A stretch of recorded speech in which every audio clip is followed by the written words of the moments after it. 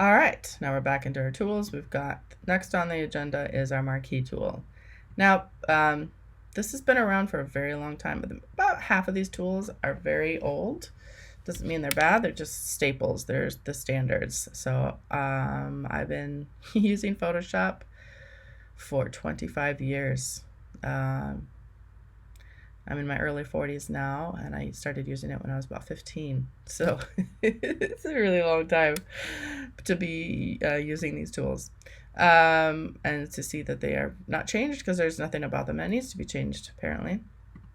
I'll go ahead and close these up just to have less distractions. So right now, I'm just going to go ahead and delete this group. I'm going to move this back here. All right, so the Marquee tool, you can see here when you highlight it, its hotkey is M, which is nice. V doesn't really fit for move, except for the V in move, but M does start with a Marquee, so that's a nice one to remember. And then there's multiple types. Rectangle, which you can make a square, ellipse, which you can make a circle, single, row. I don't use these, to be honest, ever. I do use these.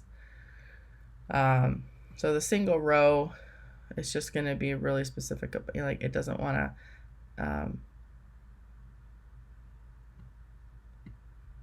yeah, I'm just going to skip over that because it's such a very, very tiny thing. I don't think that there's going to be a need for it. All right, so let's go over to rectangle.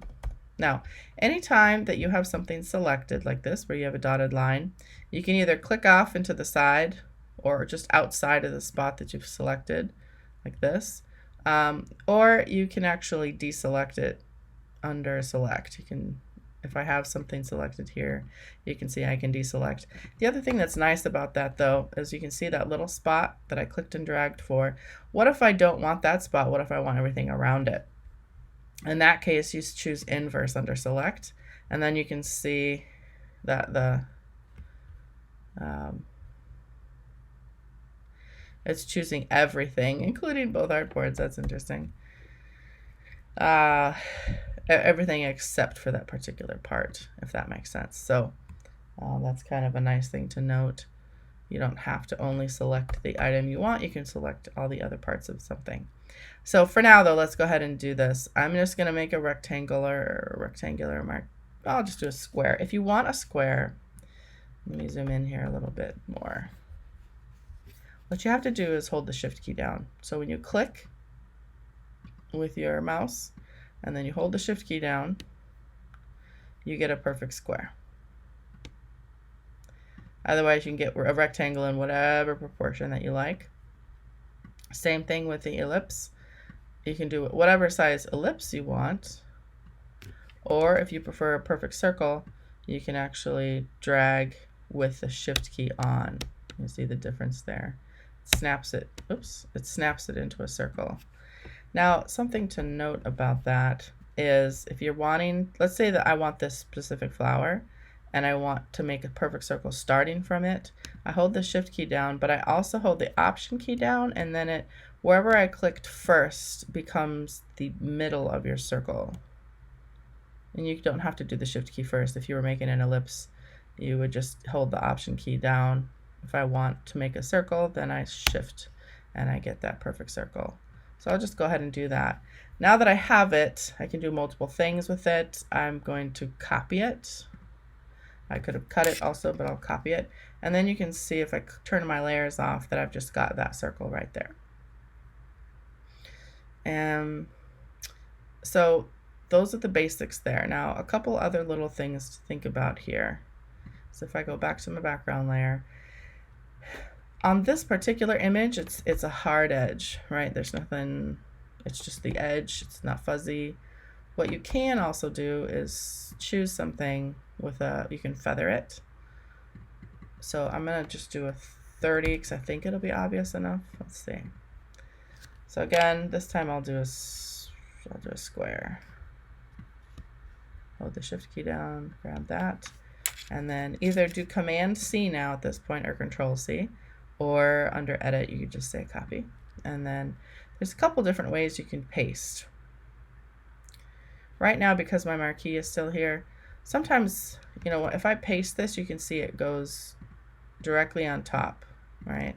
If I did not have my marquee on, if I'm off of it now and I hit paste, it won't always put it directly on top of something. It will put it just in the middle of your screen. So to get, if you no longer have something selected, but you wish to paste directly into the spot you are in, you can go to Edit, Paste Special, and it'll paste it into the place from which its origin is. So there's a few different ways to deal with that. And then in terms of what you choose, you know, from here, I can always, you know, I can delete something off of here. I just hit the delete key. I can also, the Marquee and the Lasso tools do the same thing. It's just instead of choosing a specific rectangle or circle, I can make my own choosing. So for example, I go back over here.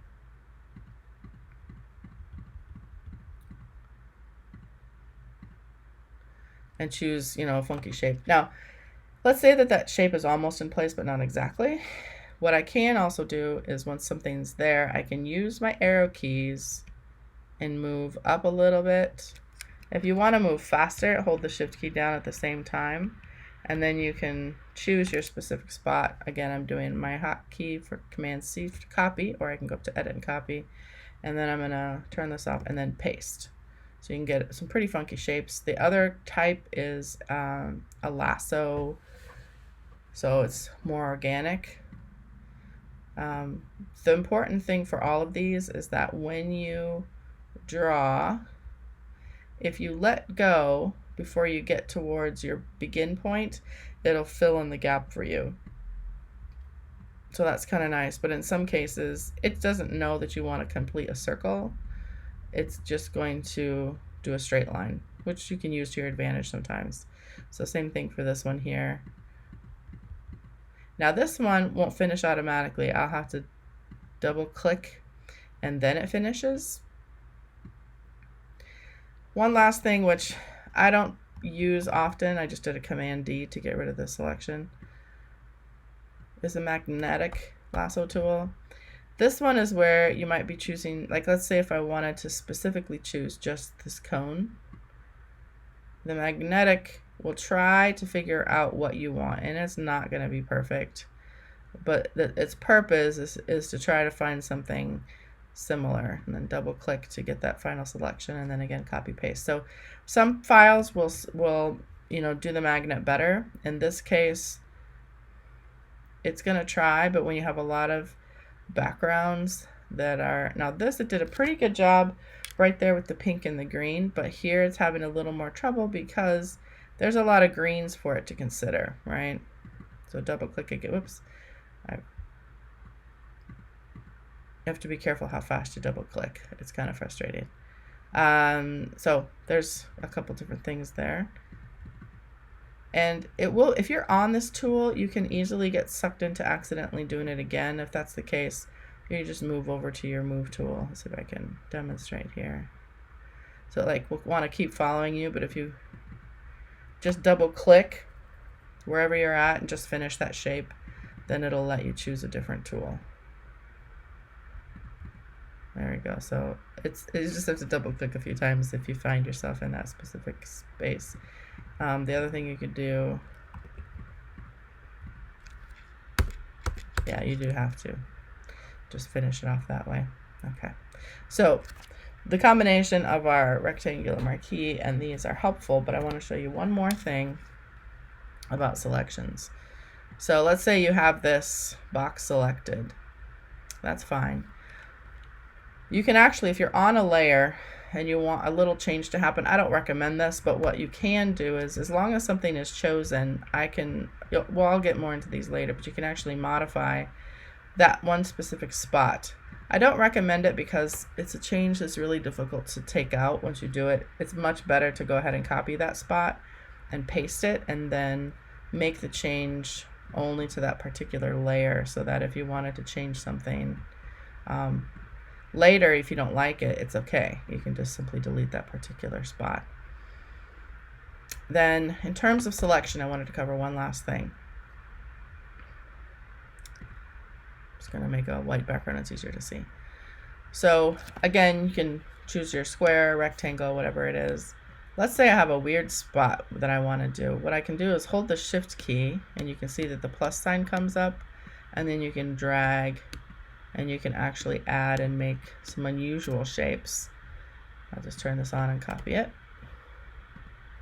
and paste it. So you can get some odd shapes.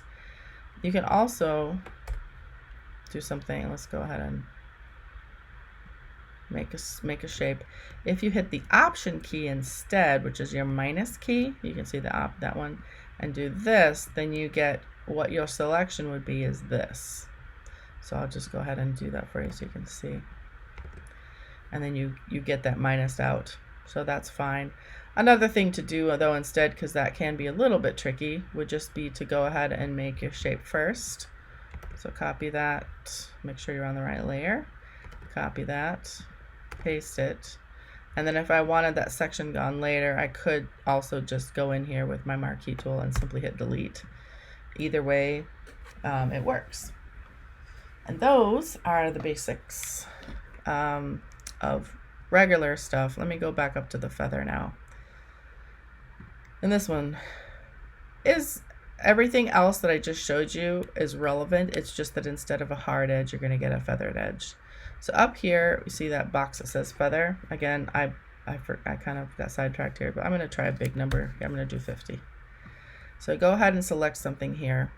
Can you see that it's shifted to an oval? I didn't do that. Because it's on 50, it's trying to compensate. If I do a smaller number, I'm just going to hit deselect, Command D, just do 10. And here, if I start, you can see it gives a rounded edge. So I'll go ahead and try that for you. So copy, paste. And what it does is it gives like an airbrushed look, I guess you could say. It feathers out the edge. So it's kind of a nice look. The bigger the number of this feather is directly related to the file size that you have and the resolution. So sometimes in a high resolution file, a 10 might not make it that big of a difference. Sometimes you'll need a much larger number. Whereas here you saw already when I tried to choose a 50, it basically immediately just made it into an oval. So again, I'm copying and then I'm pasting. You can see that the bigger the number, the more intense the area that's been faded out. It's just a bigger chunk of it. So it's a really nice effect. And that's that. Shop.